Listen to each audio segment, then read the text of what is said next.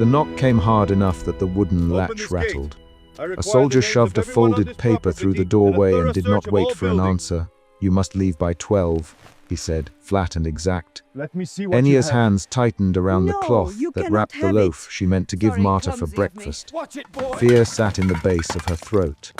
She swallowed and moved forward because the paper had names on it, and because a uniformed man stood in her lane pacing with other soldiers. Ennia did not stare. She stepped into the lane with the paper still warm from the soldier's grip. Her first thought moved from fear to calculation. She looked at the paper for dates and stamps, then at the soldier's badge. The handwriting was formal, the stamp dark with the railway office seal. That small, official circle made her stomach drop harder than the soldier's boots. She had minutes, the paper said, and minutes were the measure of every choice that followed.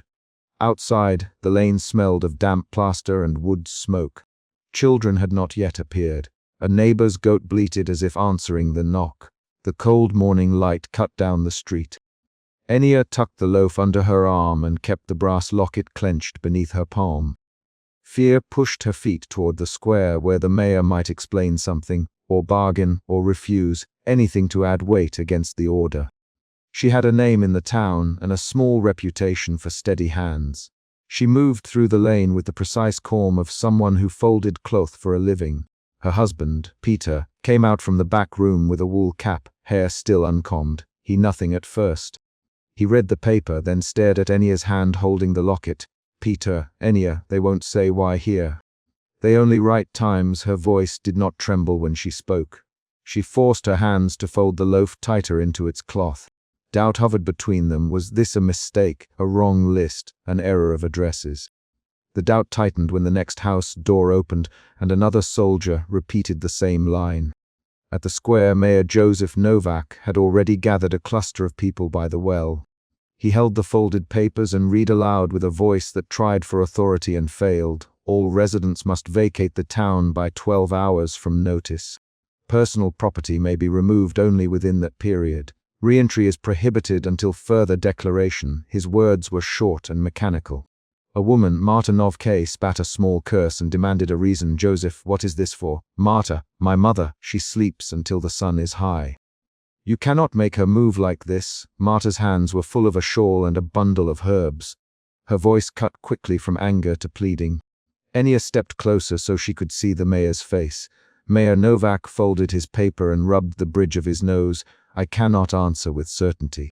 They cited land requisition near the new siding. I will speak to the officer." He sounded small beneath the morning sky. Officer Becker stood by a wagon, arms folded. When Ennia pressed forward, he met her with a look that made her measure every step. "There is no time for argument. Becker, orders are orders. Move." He did not offer help. He watched the crowd like someone verifying a task checklist. Argument started in short lines. "We have children here. We cannot carry the millstone. What about the harvest in the field?" Mayor Novak repeated the words he had been given. Land for expansion, temporary accommodation promised elsewhere. Each sentence landed with a new scrape of fear in Ennia's chest. The crowd split.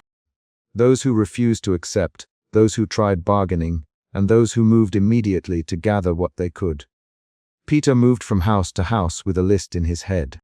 Ennia followed. They picked items with an economy practiced by years of limited space.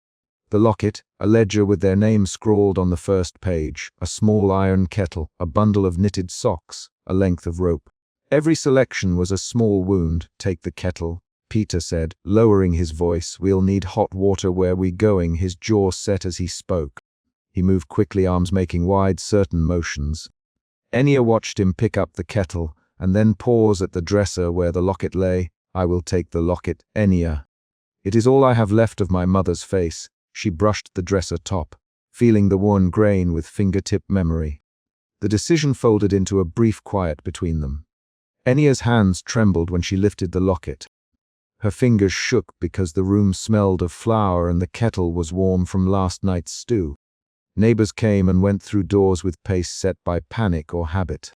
Marta shoved a wrapped bundle into Ennia's arms for safekeeping. "Ennia, watch my girl if I get caught in line at the well," she said, her voice sharp but practical. Marta's tone made Ennia nod. Every 3 or 4 doors, a soldier marked a name on a list and sealed a window with a simple tie.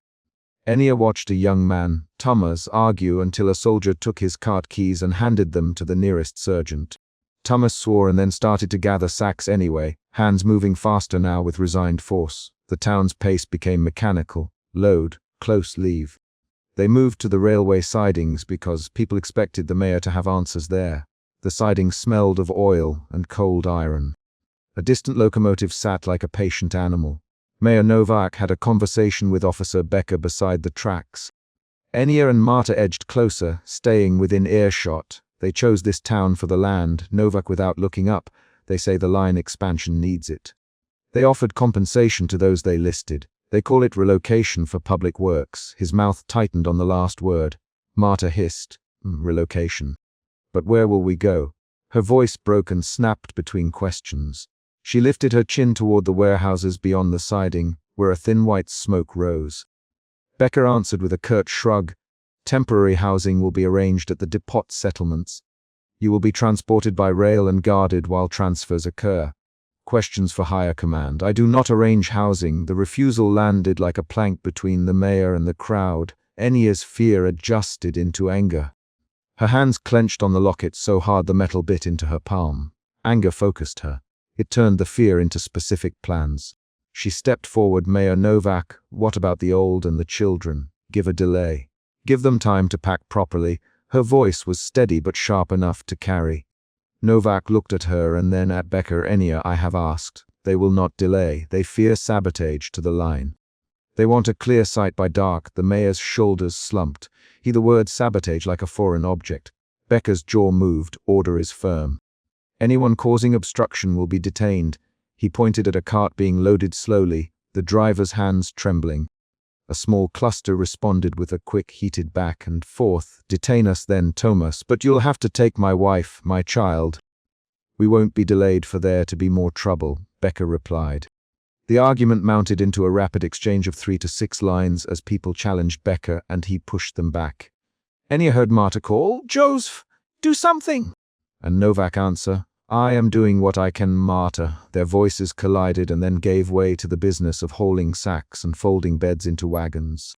Enya and Peter worked quietly, selecting the items that mattered most. Enya's fingers paused on a small hand-stitched napkin that had belonged to her mother. She wrapped it inside the cloth with the bread and slid the locket beneath it. Each wrap was precise. Each motion concealed a deeper choice. At noon the soldiers began to seal doors. They tied twine and placed simple brass locks over latches. People watched the seals with a mixture of fury and practical acceptance. A child cried when a favorite toy was left behind. Enya held the child's hand and said, Hold on to me. I will carry him to the platform. The child nodded and buried his face into her shawl. A train whistle blew as a prelude to the loading. Wagons creaked. Enya climbed into a cart with Marta and her small daughter, along with several other family bundles. Peter stood by the platform, looking as if he meant to go for the ledger on the dresser.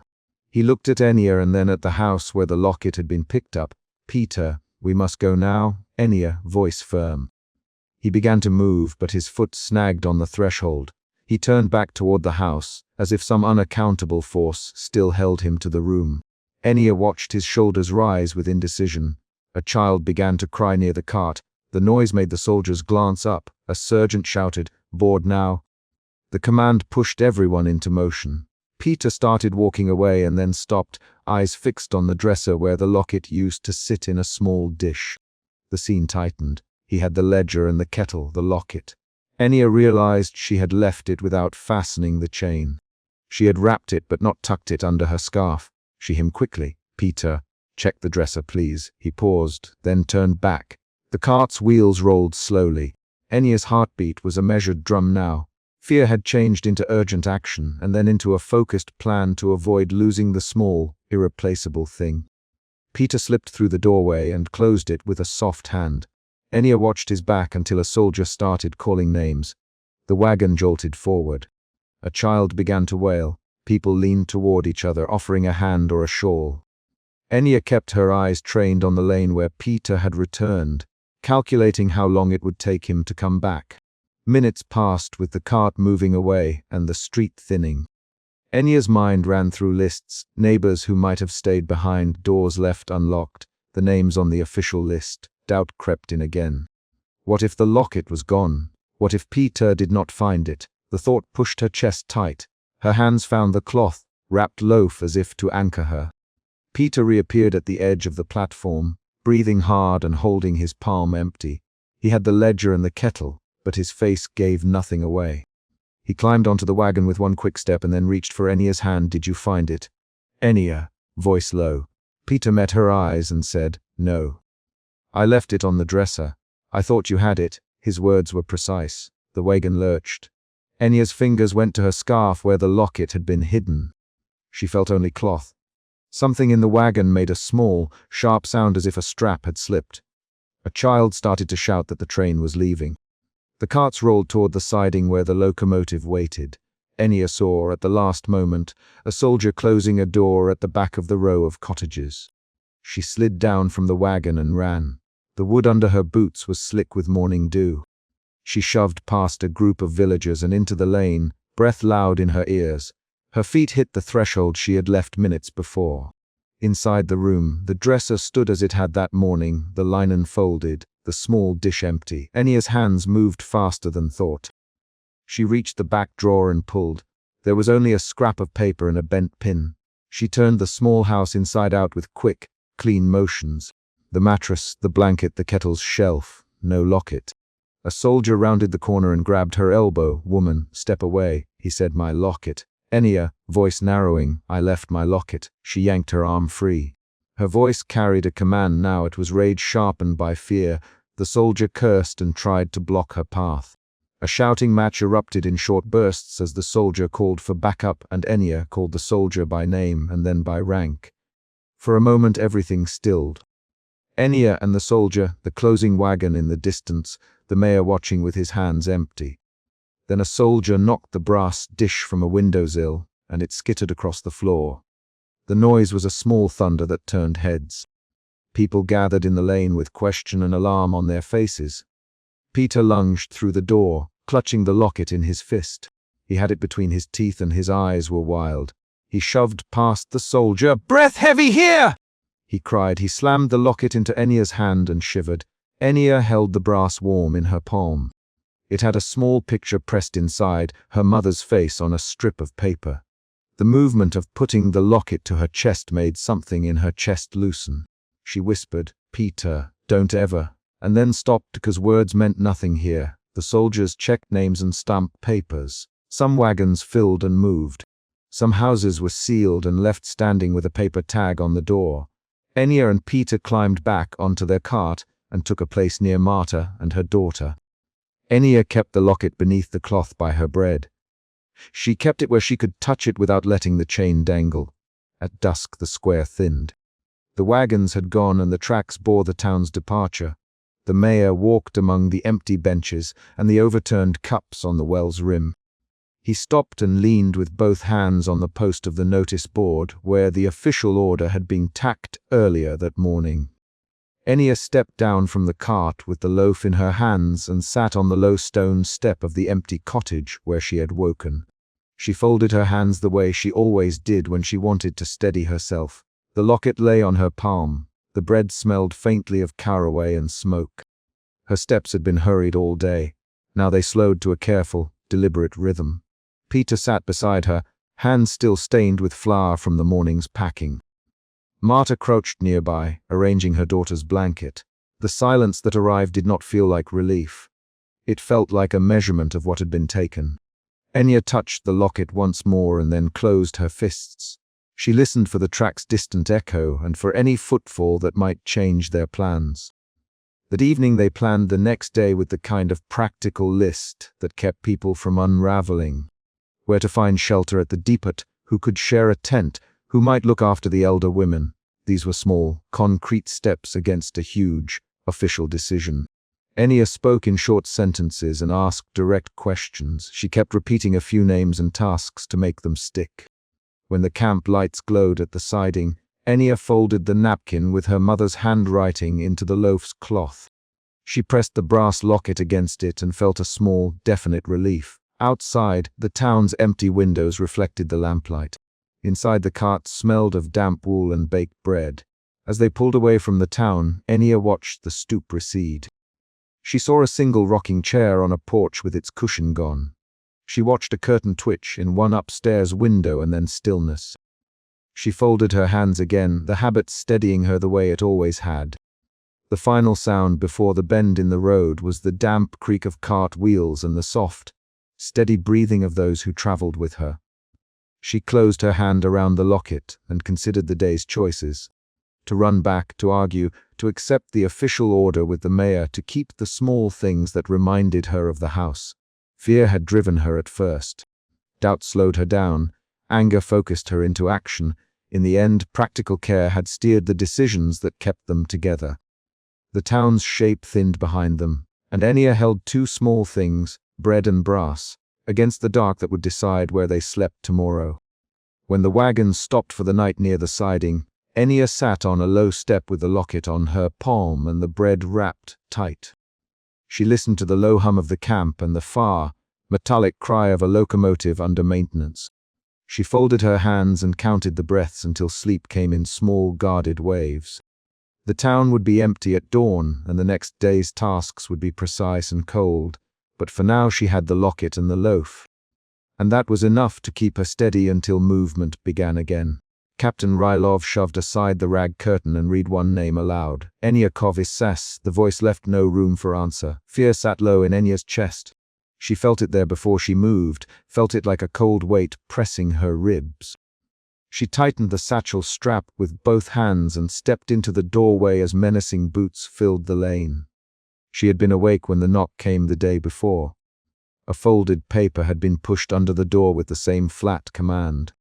Now, with the men at the threshold and a list in the captain's hand, the same paper felt like a promise that would be enforced. Enya glanced back toward the small parlor where Marta's kettle still hummed on the stove.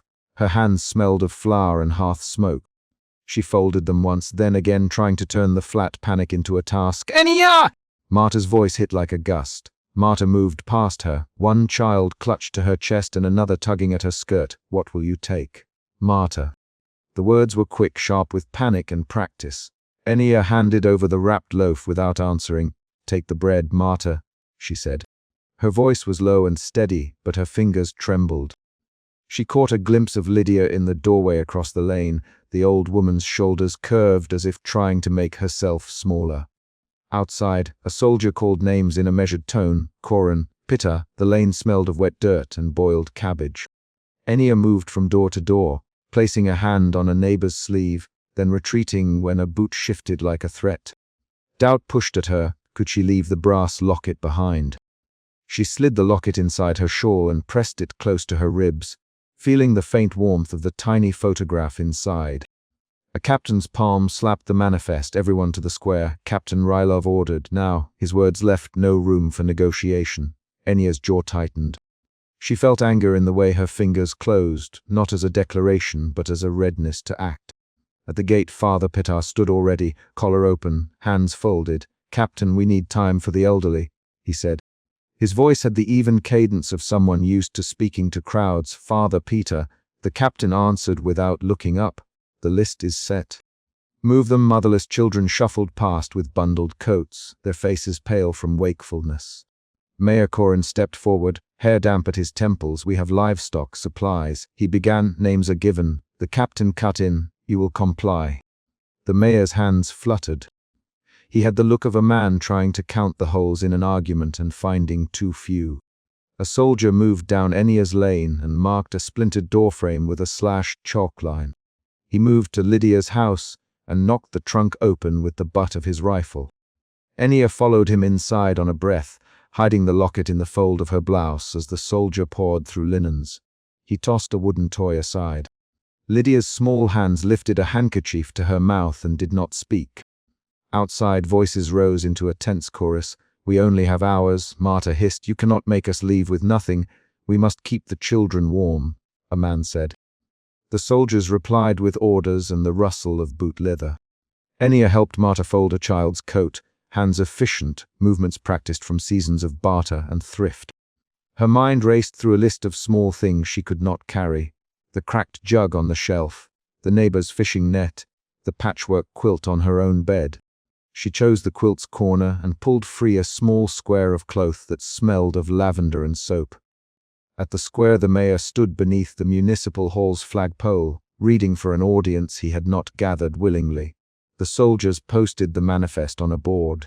Paper fluttered in the wind like a dry leaf. People mouthed names. Enya pushed forward and read the second column. Destinations listed, a separation between able-bodied men and the old. The list's layout hit the crowd like a physical object. A murmur hardened into anger. Father Peter raised his hands. "This will break families," he said. "Captain, think of the children. Names determine movement." The captain replied. He read another name without softening his tone. The crowd split between pleading and fury. Enya could feel a shift in the square, first doubt, then fear, then anger. A clerk at the railhead unrolled a larger manifest and traced fingers along rows of ink. Jarek the wagon driver came forward, hat in hand. He gripped the brim and spoke to Mayor Corin. "Corin, let me help with the old ones," he said. "Jarek," said the mayor. "If they let you." The captain listened. For a slow moment someone seemed to weigh another option. Then the captain's mouth tightened and he barked, "Order, load." Move. Enya's hand found Lydia's elbow and squeezed. Lydia's eyes were glassy. "They will take my silver," Lydia whispered. She closed her fingers over Enya's wrist. Enya tried to answer with a smile and found only a breath. Around them, soldiers pinched coins from drawers and hived small metal into sacks. A soldier caught sight of the brass locket peeking at the fold of Enya's shawl and reached. "Don't touch that," Enya snapped, stepping between him and the shawl. Her voice cut sharper than she expected. The soldier's fingers paused. "Enya, cease," he said, and there was a tone of amused authority in his voice. Marta stepped in front of Enya and the soldier. "Leave her alone." Marta, step away," the soldier answered, grabbing at the child's sleeve as she pulled back. A quick back and forth followed. "Marta, move," the captain said. "You will not interfere." Marta's chin lifted. "You take our things, you take our names. But you leave us no coat for the children," she said. "Marta," the soldier repeated, a warning. Their words were short and fast, a staccato argument where each utterance raised stakes. Jack tried to push a handcart closer to the loading wagons. "I'll carry Lydia," he said. He put his shoulder under the old woman's arm. At once a soldier swung a fist and hit Jarek in the ribs. He dropped forward, the cart wheels scraping concrete. Jarek grunted and bent double, but his face was set like a man who had made a choice to help. Enya lunged to steady Jarek and Lydia together. Her hands were firm, pressing, guiding. A soldier reached for her satchel. Someone else tried to block him. A scuffle broke out at the ramp. Voices rose, then blunt impact. A soldier shoved a mother away and a child began to wail. The wail tightened Enya's chest and moved her into action. "Let her go." Enya cried, "Let go of her hand!" Captain Rylov turned. "Enya Kovas," he said slowly, "you will board." The soldier's hand closed on the satchel strap. Enya planted her feet and pulled back. The strap tore against glove leather. One of Marta's children toppled in the press and began to cry. 3 soldiers tried to pry the satchel free. Enya's fingers dug into the twine that bound it. For a moment she questioned whether to risk her hands, whether to let them take the locket, and with it the last tangible face she had of her husband. Doubt flickered and almost made her loosen her grip. Then she saw Lydia's chin lift, as if someone had told her to keep going, no matter what. Enya shoved against a soldier and the strap snapped. The satchel slid and the soldier made a grab for the brass clasp. Enya twisted and her elbow caught a wrist. The soldier's jaw tightened. Jarek surged up and struck at the man to pull him away. In a flurry of short, harsh sentences they argued without formality. "Put it down, give it back." Enya, "Hold on." Marta, "Step back." Voices overlapped, anger, pleading, command. The crowd pressed forward. A child's cry grew into a chorus. Enya's palms were raw where the rope had cut across her skin. She felt each breath as a timing to be kept. Push, pull, hold. A soldier hauled a woman by the hair. Another pushed a child into the wagon. When a hand closed on the locket, it slipped from Enya's grasp and fell to the planks. Time narrowed to the fall of the metal and the scrape of wood. Enya dropped and grabbed for it. Her fingers met metal. She felt the photograph's edge. The image of a man's face was warm with body heat. A boot landed near her shoulder. She braced and turned, swinging an elbow. A soldier cursed and shoved her aside. She saw Marta's face, wide and white, as the wagon doors began to close. The scuffle became a shove against a wooden ramp, a small child screaming as was pulled upward. Enya! Marta shouted, "Marta, go!" Enya pushed toward the ramp. She could not see the captain's expression. She could see only the list of names fluttering and the way the train's iron was already gleaming in the pale light. A plank cracked under a heavy boot. The wagon's door thudded. Something changed inside the crowd then. Motion became a single force. Some people leapt onto the ramp. Others were shoved and left standing. Enya found herself pulling a child up by the sleeve.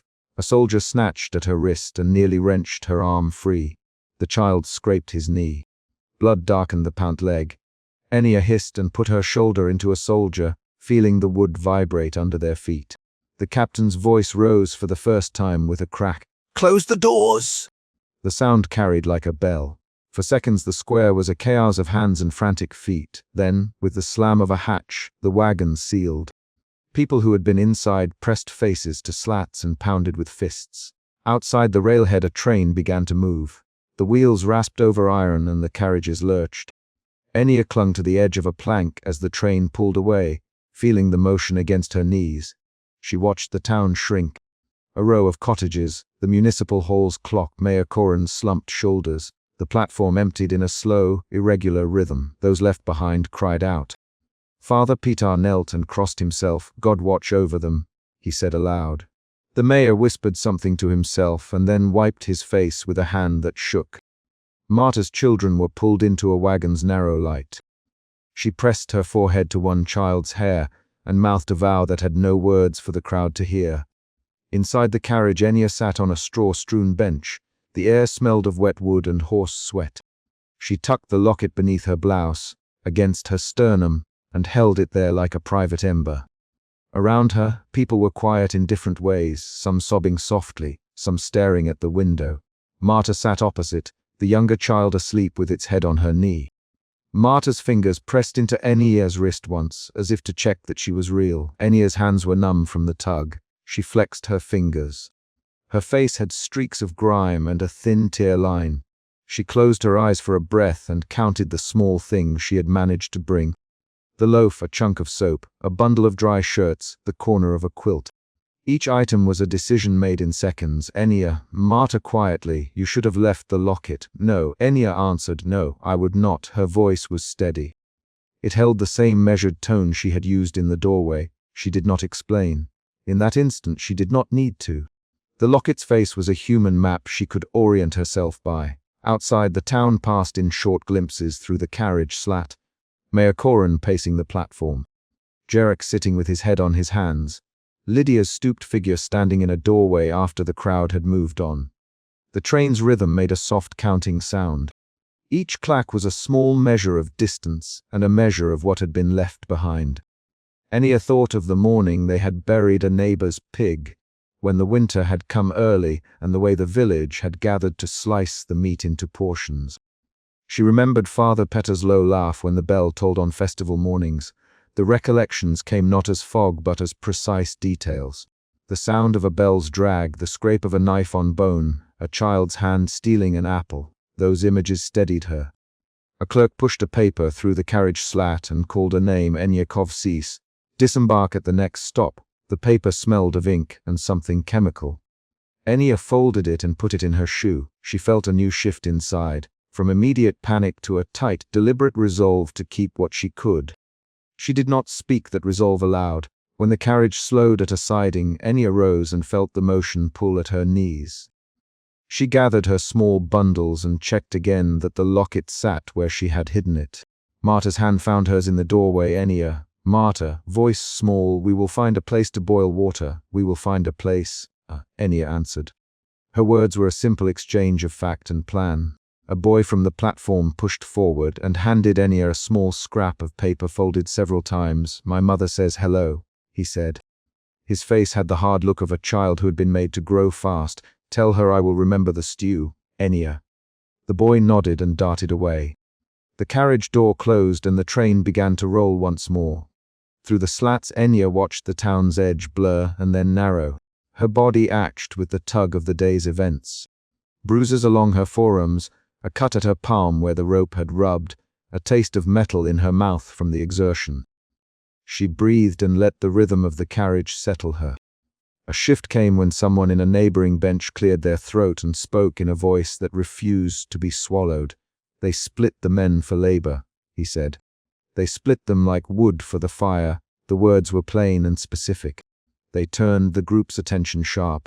People exchanged glances and someone mumbled a prayer. Enya folded her hands and kept them there, feeling the small heat of the locket through her blouse. Marta leaned forward and asked in a whisper, "What will you do with the locket?" Enya drew a slow breath. "Keep it until there is time to bury it properly," she said. "Then I will bury it where the old willow used to stand." Marta's eyes widened at the name of the tree.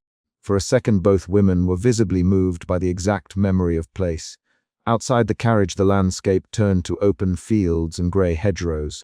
The sky had the pale look of late morning smeared thin.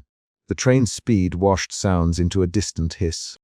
Enya watched a farmhand hitch a horse and noticed the exact way his sleeve hung from the wrist. She catalogued the detail like an inventory. This sorting, what to keep, what to remember, was a kind of work. As the carriage rose to a slight grade, a child began to cry in the next compartment. Someone muttered for quiet, then another voice asked for bread. Enya reached into her satchel and broke the loaf in two, handing half to a woman who had been shifting her child from leg to leg. The woman took the bread and said nothing, but her fingers tightened on the crust. The smothered rhythm of the carriage felt like a slow pulse. Enya kept the locket's weight near her heart and let the motion of the train map a new list of what she would need. Shelter, water, a chance to trade work for a roof. She did not promise herself thunderous vows, she made short, practical plans. When the train slipped into a small station, a clerk shouted names and the sun cut the carriage in thin bars of light. People rose and packed with careful speed. Enya took the locket from her shirt and looked once at the photograph's face. She pressed the metal to her lips, and then folded it back into the shawl and tied a knot in the satchel's twine. At the platform she stepped down and felt the grain of fresh wood under her boots. Marta's hand tightened on her forearm. They walked together toward a line of wagons and a man who offered work hauling crates. Enya measured him with her eyes and accepted the offer with a nod. It was a small choice, but one that meant food and a roof for the first nights. The final sound of the chapter was the train's whistle retreating into distance. Enya stood on the platform, locket warm in her breast, and watched the rails where the wheels had shorn the day. Her face had a new set to it, sore, steady, ready to count what came next. A hand found her shoulder from behind and a familiar voice said, "Enya." She turned and saw Marta's face up close. The two women stepped toward the wagons, and the chosen wagon driver, Jarek, lifted his load with an effort that showed the bruise on his side. Their motion toward the work was the chapter's closing beat. A wagon door slammed open and a soldier barked, "Down!" The line on the muddy siding tightened. Enya Kovsis felt fear at the base of her throat and let it drive her hands. Fear her to move first. Fear her what to take. She kept her head low as men in uniform unrolled a list on a wooden board. Captain Rylov stood nearby, coat buttons bright against damp cloth. Enya smelled wet wool and pressed her satchel strap with both hands. The problem was clear within seconds. Names were being chosen and some faces would be separated from others. Enya had packed thin bread and a cloth-wrapped brass locket. Marta held a child by the hand and looked back at Enya with a small, hard nod. Pavel shifted his weight, mud sucking at his boots. Enya's fear moved into another tone, suspicion. She watched the clerk's trimmer when he read a stamped order. Suspicion made her look for a mistake. Fear made her keep a tighter grip. The convoy halted under a grey sky. Soldiers guided people down in single file. A fence of rough planks edged the siding. Men and women stepped into the churned mud with their bundles. Someone shouted a name and a pair of boots turned toward the wagons. Enya Kovses, the clerk read. The name cut through the murmurs. Captain Rylov did not look at her. He stared at the paper. Enya felt her stomach tighten and folded her hands until the knuckles shone white. She had been inside a house 2 hours earlier when a knock sent a folded paper through the doorway. Now that same paper had reached the siding. Marta came close. Enya, Marta. Her voice was low. Take only what you must. Marta's jaw worked. She held a child's mitten in one hand. We will watch for each other, Pavel added, voice rough. Pavel crouched to tie a strap and his movements were quick and exact. Their words were short, practical. They planned on action. Soldiers began to post rules aloud. No large tools, no livestock. Keep moving, one said. A guard pointed to a pile of confiscated pots and a woman wept when a tin stew pan was taken. Enya stepped forward as a soldier checked her satchel. He moved her shawl aside and ran a gloved finger across the locket's outline under the cloth. A young clerk came to the makeshift table and set a rubber stamp down. He wiped his forehead with the back of his wrist. He read the stamped order without looking up. Work redistribution depot, he said, voice small and flat. Those words landed like a weight and changed the shape of hope. Enya's chest narrowed into sharper fear. The clerk's paper shifted any faint plan of resettlement into the possibility of permanent loss. The realization pushed her hands to act. She gripped her satchel, moved closer to the wagon line, and measured the distance to the fence. The emotion shifted. Suspicion melted into desperate resolve. She crouched by a wagon and slipped both hands into the shawl. Her fingers found the locket where she had tucked it beneath bread crumbs. She thought fast and light. If she kept the locket, she could remember a face. If she lost it, she would have only gaps to carry. Enya moved the locket to an inside pocket. Her fingers trembled, not from cold, but from the urgency of choosing small proofs of home. A guard's voice rose. Hands out! Thomas, a man from the square, pushed forward to shield a child he held. Let her through, he said, his shoulders forward like a wall. A shove came from a uniformed hand. Thomas cursed and grabbed the child's coat tighter. Metal scraped on wood. People pressed closer. The tension changed again. Resolve became protective fury. Thomas, Enya hissed, but Thomas would not relent. He would not let them take the child without a fight. Marta stepped between them and the soldier. Please, she said. She is just a child. Let her be with her mother. Marta's voice broke on the last word. Her hands clutched the mitten until the wool bit into her skin. The guard shoved Marta back. Names? He said. He pointed to the board. A man with paperwork read slowly so every ear could hear. The list sorted people into groups for different carriages. Enya counted names as the clerk called them. Each name taken was a small theft. Each stolen name marked a direction. An argument flared near the fence. A woman tried to hide a bundle under her skirt and a soldier reached with a boot to drag it out. She pulled away and slapped his hand. Voices rose. The captain turned, eyes like metal. He barked orders that cut the air into sharp, manageable pieces. At the makeshift command table, the clerk pressed the stamp on the paper again. Captain Rylov's jaw tightened. This one goes to the depot, he said and tapped the stamp. His finger landed near the clerk's note. Marta stepped up and read over the paper. Demolition, she said, voice small but steady. They will tear the town down. The word landed and changed the horizon for everyone standing there. Enya swallowed. Her muscles remembered the house latch from the day before. She remembered the knock that rattled the wooden latch. Memory folded into action. She moved through the crowd with a borrowed calm, voice low and efficient. Pavel, help me check the wagons, she said. Pavel's hands were steady. He peered into a cracked trunk and found a folded linen shirt. He handed it to Enya without speaking. He had the look of someone who measured danger and then acted. The two of them slid between bodies and counted boots until they reached the wagon where Enya had hidden the locket. As she reached, a child began to cry. The sound cut clear and immediate. Heads turned. The guards zeroed in on noise. Enya tucked the locket deep in her blouse and smoothed the shawl over it. She kept her chin down. Her mouth tasted of iron and stale bread. She could not breathe a plan aloud. She had to do the small things that left no question.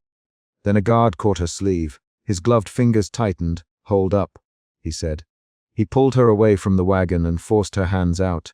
Thomas pushed forward again and his voice rose in a quick, many-worded protest. Let her alone now! She is with us? Thomas. The exchange between Thomas and the guard became sharp. Voices snapped like thin boards. 3 soldiers stepped between them and shoved Thomas back. Marta shouted, Thomas! The shove sent him against the fence. He grunted and then steadied himself with a hand on the planks. 2 men grabbed the child and hustled the small figure toward a carriage. For an instant, the world narrowed to the child's legs and a hand that tried to wriggle free. Enya lunged forward. She reached for the child's wrist. A soldier caught her by the collar and pushed her down onto damp earth. Her fingers scraped mud. She tasted it. Someone kicked at a crate and the sound landed like a count. A rapid scuffle began and voices overlapped in short lines. "Let her go!" Thomas shouted, "Let the child go this instant." The guard said, "Names on the list." "Move back!" Marta grabbed a plank and tried to step closer. Pavel shoved a soldier's arm aside. Pavel, Enya as she was hauled up. She felt the locket's edge against her sternum. She squeezed it with the same hand that tried to keep the strap of her satchel closed. A soldier barked and a whistle shrieked. The last carriage's horses pulled at the harness. Wheels ground against the soaked ballast. A man shoved the child into the carriage. Thomas reached and his hand brushed the child's sleeve. The child let out a single, high sound. Enya threw both arms forward and grabbed the child's hand through the narrow gap. A new sound cut everything. A stamped order banging on the table as the clerks set it down hard. The paper had a second stamp there that none of them had noticed before. The clerk's face went pale. "Wait," he said. His voice was thin. "This row is final. These go separate." Marta looked at the paper and then at Captain Rylov. Captain Rylov's hand moved like a machine. He ordered men to tighten lines, to push people, to close doors. "Move," he said. He spoke the word as if it were a tool. The carriage door shut with wood on wood. The child's shoulder hunched. Thomas tried to pry the latch. A soldier took his arm and twisted it. Thomas spat dirt and cursed, then went silent. The carriage jolted forward. Enya felt her fingers slip from the child's small hand. The train of sound in the siding rose, and then thinned as wheels and boots carried distance. She could still see the child's hat as the carriage moved away. The hat bobbed and then disappeared behind a column of smoke. Enya's breath came in small, rapid pulls. Her chest tightened and then loosened into a new tone. Raw grief that turned into slow, deliberate endurance. When the carriage had passed, people around them made quick plans in low voices. Marta cupped her hands and whispered to Pavel, "We follow the road until the bridge, then hide names in the ledger at Mr. Novak's shop," she said. Pavel nodded. "We will split into small parties at dusk," he added, practical and brief. Enya listened and let their planning take some weight from her. They spoke of moving quietly. They talked about the ledger with Mr. Novak, because he kept town accounts. They would write names with alternate dates and hope the men in charge would not read closely. These were the actions they could take. They were not speeches of defiance.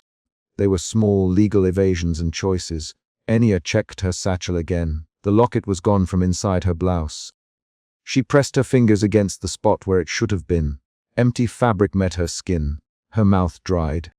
She searched the shawl and the inner pockets like someone following the trail of a small, missing animal. Marta saw her hands move and reached into her own bag. "Here, Marta," she placed a crust of bread into Enya's palm. "For you." For now, the action was a refocus. Enya accepted it with a small nod. She could not hold the locket's metal in her hand, but the small, shared bread made a different kind of record, one anchored in the body's need. As noon slid toward afternoon, villagers gathered in tight clusters and made quiet bargains. One woman offered a wool skirt in exchange for a loose ledger entry. Pavel talked with a man named Costa about routes that avoided patrols. They spoke fast and low. Enya stood on the edge and listened to every plan and rejection. She let other people's decisions move the group. A twist came when Thomas returned limping and holding a scrap of paper. He had been thrown back from the carriage as it moved. He showed the group a name scrawled in a hand he did not recognize. They listed extra names on the far side. Thomas. His voice hitched. A second sheet slipped in when the clerk wasn't looking. Faces turned at that. Pavel squinted at the paper. The scrap changed how they read the morning. It suggested not only arbitrary selection, but a deliberate shift in who would be taken. Marta ran a thumb over a line and then looked toward Captain Rylov. "Why that child?" she asked, voice low and hard. No one answered. The captain's back was a flat plane of indifference. Enya felt a new emotion take shape, anger braided with helplessness. She could not overturn the list. She could not lift the carriage's latch, but she could decide how to move beyond this siding. She could decide which traces to carry. That decision felt like a small reclaiming of agency. The villagers made a rough plan to follow the train to the next junction. A few would try to walk alongside and mark where carriages stopped. Others would go by road and check bridges and inns for signs. Thomas swore softly he would find who had slipped that scrap into the list. He named 2 people he suspected. The names sat in the air like stones. Before dusk, Captain Rylove's men began to clear the siding. They drove people toward wagons for the long road. The crowd thinned. Enya tightened her satchel straps and checked that Marta was beside her. Pavel nudged her with his elbow. "Now," he said. He offered a quick nod that meant they would move at dusk and try to keep children's names safe. They stepped onto the road leading away from the siding. Enya put one foot in front of the other and counted each step in her head. A practice she had begun at the house, where she had taught a neighbor's son to walk. Counting gave her a small control. Her hands were empty where the locket should have been, and her fingers brushed the shawl until the fabric warmed. At the road's bend, someone called out a warning. A patrol car had turned the far corner. Voices hushed and then split into smaller groups. Marta grabbed Enya's sleeve and pulled her behind a low hedge. Pavel squatted and peered through the twigs, then nodded with the slow certainty of a man who weighed risk and took the lesser. They moved under a low sky, boots clinking in rhythm over stones. Enya kept counting steps. She kept her hands folded until the knuckles shone. Night would come, and with it the work of settling into a new shape of life. For now, she followed Marta and Pavel along a road that had once led to market and now led from a town marked on a stamped paper. As the last light left the siding, Enya lifted her face and spoke once quietly. "I will remember the child by the hat," she said. Marta squeezed her hand. Pavel spoke in a voice pulled tight around plans. "We will look for the ledger tomorrow. We will write names where they will not find them. We will do what we can." The words were not promises of triumph. They were a list of actions. They set their feet into the field and the road took them away. Enya counted until her throat loosened and the steps became a small, steady measure. She did not make speeches. She kept her attention on what she could carry in her hands and what she could leave behind. At the edge of the town, she took one last look back at the dark shape of the siding. Then she walked on. Night closed and the group broke into small parties as planned. Marta and Pavel stayed with Enya. Thomas vanished into the half light, muttering that he would find the clerk who slipped the paper. The plan of following, of hiding names, of looking for the ledger, the plan continued to shape their feet. Enya's last action before sleep was practical. She counted 10 steps from the road and set a small stone on a low wall, where she had tied a thread to her satchel earlier. The stone was a marker more than a memory. Here we paused. We kept walking. The chapter of the siding ended with a practical gesture and a decision to move, not a speech or a promise. Outside the town, the road narrowed and the lamps were sparse. Enya felt the weight of a day measured in small losses and small plans. She tucked a scrap of bread into Marta's hand and then let herself be guided forward. Her hands stayed busy. The locket was gone, but she had the record of action. Counting steps, giving bread, hiding names, pressing together in the dark. Those acts would be the record she carried into the next morning. By then, the carriage smoke had already faded from the siding. Enya could not unsee the child's hat rising with the carriage. She could not reach back. She could only place one foot after the other and trust the choices of those beside her. Marta's hand found hers and squeezed once, hard and steady. They walked until their boots were soft with wet earth. Then they paused at the small bridge where the road split. Pavel pointed to 2 tracks and named the safer one. "This way," he said. Marta bit her lip and nodded. Thomas had promised to meet them at the bridge if he found the clerk. At the bridge, Enya counted 3 more steps. She closed her fingers around nothing and then let them open. A distant whistle sounded. In the field beyond, a single light moved like a slow promise. Marta nothing. Pavel bent to tuck a folded linen into Enya's pack. They all moved on, together and separate at once. Enya's emotion had shifted twice more over the day.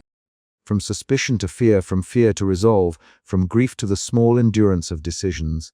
Each shift showed in her hands and her speech. She did not speak often, but she said what was required. She acted where words would do nothing. The siding had taken more than houses. It had taken a child, a pan, a locket. It had not taken their plan. They left the town lights behind. The road narrows into fields and sound thinned into wind over grass. Enya counted steps until the number lost its meaning and became only a rhythm. Marta and Pavel fell into that rhythm beside her. Thomas's absence felt like a space waiting to be filled by either news or a hand on the shoulder. When they reached the ridge, Enya paused and placed both palms on the cool wooden rail of a gate. She felt the grain, the slight splinter under skin. She breathed once and then let out a slow, even exhale. Then she turned and took 3 measured steps away from the siding. Her foot struck the soft earth and the sound sank under their boots. A new day would require new acts. For now, the chapter closed on a specific movement. Enya set her face toward the road and counted steps until she could no longer see the siding lights. That counted walk was not a promise of return. It was a practical measure of leaving and of carrying forward what remained in hands and plans. She started again. Her steps marked distance and loss. Marta walked beside her. Pavel followed with his head low. The night took them toward the next junction and toward whatever small, stubborn choices would come at dawn. Captain Rylov read one name and the square tightened. Enya Kovsis, he said, then moved on, his hand already pointing at the next line. Fear sat low in Enya's stomach like a stone. She felt it first as a cold pressure under her ribs, and then in the way her fingers stopped folding the cloth around the loaf. Around her, villagers stared at the ledger and at each other. The list was the problem. Who left now, who later, who would not leave at all? She had not come to the municipal steps to speak. She had come because the knock at her door in the early morning, hard enough to rattle the latch, had left paper folded on her threshold and a soldier who would not wait. She had felt that knock in the marrow of her hands when she tightened the satchel strap 2 chapters before. She had heard Captain Rylov's voice when he shoved aside curtains and read names aloud. That memory moved in the small gestures she repeated now. The satchel looped over one shoulder, the brass locket pressed against linen. The square smelled of wet straw and horse sweat. A single lamplight hummed near the municipal hall while dusk blurred into a grey that did not promise daylight. Soldiers stood in a line like dark teeth. Their ledger rested on a wooden board. Old Toma gripped the rim of his cap until his knuckles went white. Marta held a small boy close and answered no questions. The reading continued, and the first shift in the crowd's mood, quiet suspicion, breathed into something sharper. Fear. Enya's fear moved into decision. She glanced right, then left, marking faces. She saw Marta's chin go up when a soldier named her brother in the list. The ledger had omissions that made bodies of the town rearrange themselves in ways no one had planned. Names skipped, crossings hastily inked, a few lines left blank so the soldier could write later.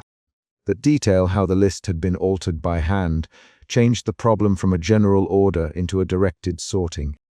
It was now clear that this removal was selective, not random. The realization tightened the knot in her throat. Enya, Marta under her breath, don't go back. Take the satchel and come. Marta's voice carried a rusted steel in it. She did not sound like someone who expected mercy. Enya held the satchel strap with both hands anyway. Her fingers did not shake so much as move carefully. The locket was smooth under the cloth.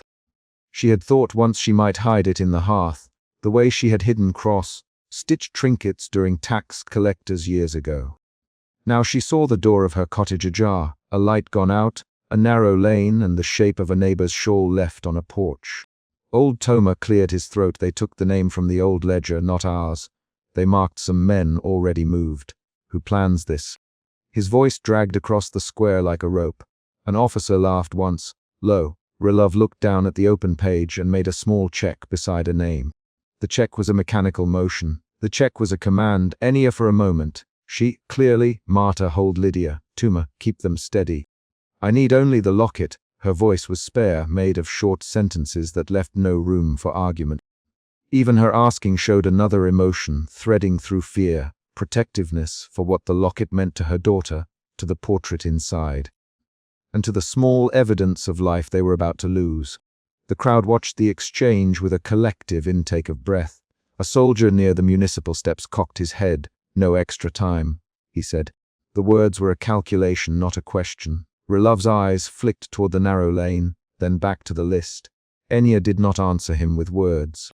She stepped away from Marta and walked through the press, counting steps as she left the square to reach her cottage. The lane was narrower than memory made it. Walls closed in, a cart blocked half the way. She moved under a low eve and heard Marta's voice behind her, sharp, "Quick, Enya, please." The voice was not pleading so much as negotiating a small kindness with the soldier's patience. Enya turned at the gate and counted again, a habit from childhood. 1, 2, 3, the way her mother had taught her to cross a room with small, precise steps. She was aware of fear changing into something more directed, determination. That was the first emotion shift, fear to determination, and it showed in the way she tightened her jaw and set her shoulders. Inside her kitchen, the hearth had been dampened. A cup stood half full by the sink. A child's wooden toy lay on the threshold, a rat chewed hoarse with one leg shorter than the other. Enya's hand paused on that toy. She thought of the mornings when Marta had stirred oatmeal, and when Lydia had followed her around the yard counting stones aloud. The memory was exact. The tin lid of the preserving pot dented when her husband came in from winter fields. When she opened the little drawer where she kept the locket, her fingers brushed dust, the smell of old bread and beeswax. The locket was there, the portrait small and smiling. Footsteps in the lane made her look up. Marta's shout nudged through the door. Enya! They will watch every house. Enya slid the locket into her satchel and wrapped the cloth tighter. She paused at the neighbor's door that stood open. Inside, a child's scarf lay across a chair back. A mug sat on the table with a dry ring. These were not symbols. They were objects that measured what leaving would take. The sight of the child's scarf hooked something sharper. Guilt. The second emotional shift arrived, determination to doubt, when she hesitated, imagining the risk of re-entry into the square. She moved out again with the satchel pressed to her side. A young soldier barred the gate as she stepped into the lane. He was not one of the tall, set men at the front. He looked smaller, hands roughened but not scarred into cruelty. He reached out as if to halt her and then froze, his fingers resting on the wood of the gate. His gaze found the brass locket peeking against the cloth. "This belongs to Marta's family, doesn't it?" The soldier asked suddenly, voice less hard. He the name without irony. Enya blinked. The recognition in him shifted the entire moment. She saw then, clear and concrete, that he was not a blank instrument of orders, but someone who could place this locket in a memory. For one breath the power balance loosened. The young man's recognition became a small mercy. Captain Rylov was already striding toward them, his boots crushed gravel. His face was an organized set of lines. He barked, "Who speaks? Step aside," and present names. He expected compliance. The square expected compliance. Enya did not step back. She slid the satchel under her shawl and kept her eyes steady on the ledger that Rylov now held out like a proof. Rylov louder, names and any portable items now. His voice sharpened into command. The soldiers around him straightened. Enya's hands folded over the satchel, and she heard Marta calling from the crowd, "Enya, don't, they'll see you." That argument between them became tight, quick dialogue. It was not long, 3 short lines that carried weight. "Marta, hold the children." Enya, please." Marta answered, "I will be quick." Enya. The exchange lasted less than 10 seconds, but changed the shape of who could act. The crowd's breath held. Rylov stepped forward and motioned 2 soldiers. "Search her, then," he said. His mouth made the decision before his hand moved. A soldier reached for Enya's satchel. Her hands closed over it. He tried to pry it open. She tightened her grip. The soldier's fingers found the brass locket. Rylov looked down and his face did not change. He ordered, shallow and exact, "Bring it here, all small items to be inventoried." Enya's palms were damp. She felt the satchel strap dig into her shoulder. She heard old Toma mutter something about the ledger and a man's name already crossed off. The crowd shifted. Then the young soldier who had paused at her gate did something abrupt. He stepped between the searching hands and Enya's satchel. He bumped a cart so a jug fell with a dull thud and broke. That sound cut the tension like a cleaver, pulling 2 guards to the fallen jug. In the scramble, the young soldier leaned in and whispered 2 short words to Enya that no one else heard. "Take it." He did not ask why. The words were a pivot. Enya felt a rush of puzzled relief and then a new worry. A twist revealed itself. The soldier's hesitation and the local name he used made Enya realize he was not merely indifferent to the town, he had ties here. When she later learned he had once been Marta's neighbor's boy, who had left for the barracks 5 years prior. The moment reconfigured earlier suspicion into something more complicated. It was a revelation that changed how she understood the soldier's presence.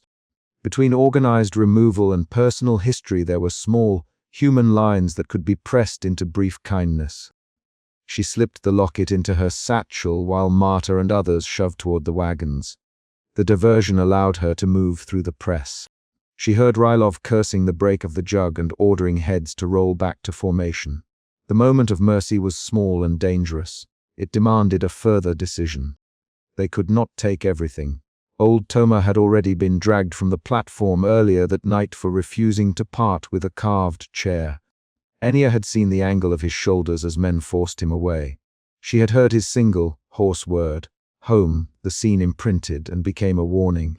On the platform the wagons lay waiting in a row, faces jostled, some blank, some furious. Conversations were short and clipped. The sound of ropes and the creak of wood measured the town's unmaking. Enya found Marta and pressed the satchel into her hands. "Keep it closed," she said. Marta nodded once and tucked the satchel under her arm, fingers tightening on the twine. "What of the chair?" Old Toma protested when a soldier tried to remove a carved stool from his hands. "Leave it," a guard replied. "It slows us." The guard's voice was a statement of task, not argument. Old Toma would not let go. He screamed once when a soldier took the chair. Another man tried to hold him back. That confrontation supplied a hard sound in the night and reminded everyone that small acts of stubbornness had immediate cost. They were pushed into freight wagons. The wood smelled of tar and old grain. The air inside was close, and people pressed against each other with the awkward, necessary order of those who have been given only brief time to gather. Enya sat on a crate, pulled her knees up, and kept her hands folded so the satchel would not open.